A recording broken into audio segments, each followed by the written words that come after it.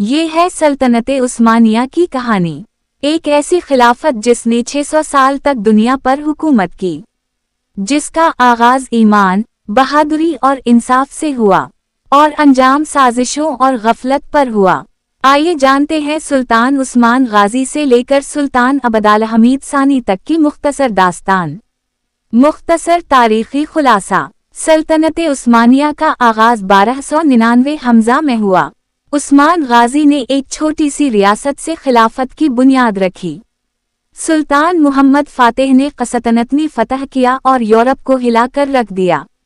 سلطان سلیمان قانونی کے دور میں سلطنت عروج پر تھی، انصاف، علم اور اسلامی قوت کی مثال تھی۔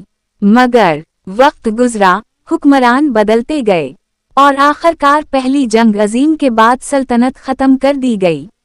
مگر آج بھی عثمانیوں کی خلافت کا نام تاریخ کے سنہری الفاظ میں زندہ ہے۔